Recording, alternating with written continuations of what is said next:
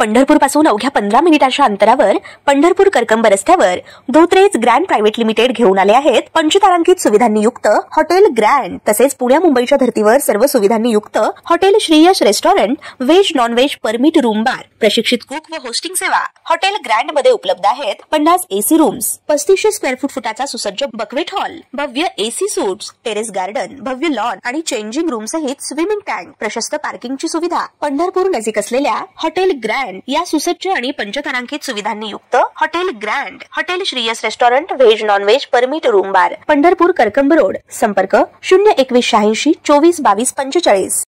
ताज्या घडामोडी पाहण्यासाठी आमच्या YouTube चॅनलवरील PVR म्हणजेच पंढरी वार्ता या न्यूजला सबस्क्राइब करा आणि शेजारील बेल आयकॉनवर क्लिक करा। पंढरपुरातील रविवार दिनांक 18 ऑगस्ट रोजी छत्रपती शिवाजी महाराज चौक परिसरात राष्ट्रवादी काँग्रेस शरद पवार गटाचे नेते अनिलदादा सावंत समर्थकांची दहीहंडी उत्सवाचं आयोजन करण्यात आलं होतं। या ठिकाणी दहीहंडी फोडण्यासाठी अनेक गोविंदा पथकांनी मोठ्या उत्साहानं सहभाग घेतल्याचं दिसून आलं।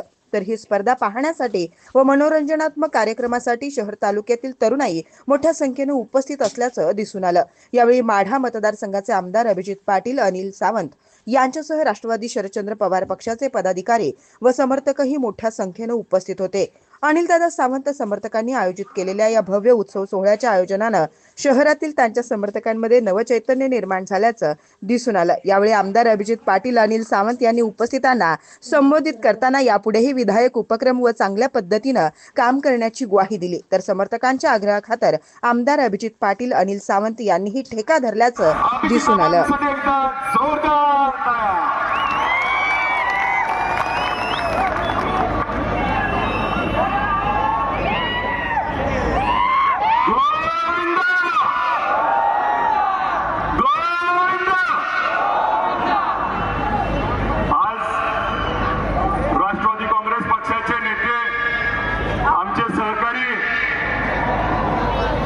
उद्याचे आमदार अनिलदादा सावंत आयोजित दहीहंडी उत्सवासाठी उपस्थित। अनिलदादा सावंत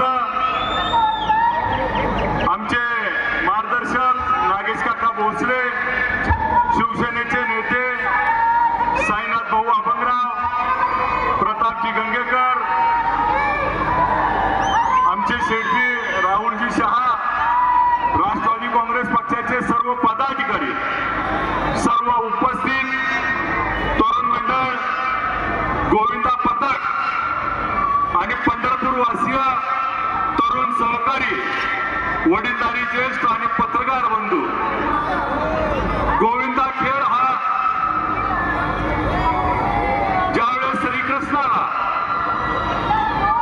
आपल्या उंचीपेक्षा जास्त असलेलं देह लोणी घेण्यासाठी आवश्यक होतं, त्यावेळेस आपल्या सवंगड्याला सोबत घेऊन त्या सवंगड्याच्या सहकार्यातनं त्याच्यावरती चढून शिक्यातलं लोणी घेऊन हा आगळा वेगळा दहीहंडीचा खेळ मटक्यातलं लोणी घेण्यासाठी सुरू झालेला आज त्याचं प्रमाण आज आपल्या महाराष्ट्रच नव्हे तर देशभर त्या ठिकाणी गाजताना बघतोय। परवाच आपण बघितलं 10 थराची दहीहंडी करून विक्रम देखील आपल्या या दहीहंडीच्या माध्यमातून स्थापित झालाय। आज या दहीहंडीच्या बाबतीमध्ये मी एवढंच सांगतो, त्या दहीहंडी उत्सवाला भाऊ काका आपल्याला अशा पद्धतीने घेतलं पाहिजे की 10, 8, 4, 6 थर लावले जातात।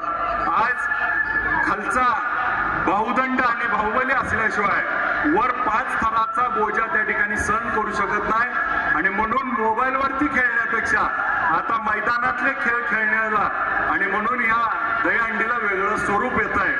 आणि अजून एक गोष्ट महत्वाची आहे दहीहंडीच्या माध्यमातून की आज आपल्यात काय चाललंय, वर जाणाऱ्याचा पाय वडायचा, परंतु दहीहंडी उत्सव असा आहे की आपल्या खांद्यावर घेऊन आपल्या सहकार्याला वर न्यायचा।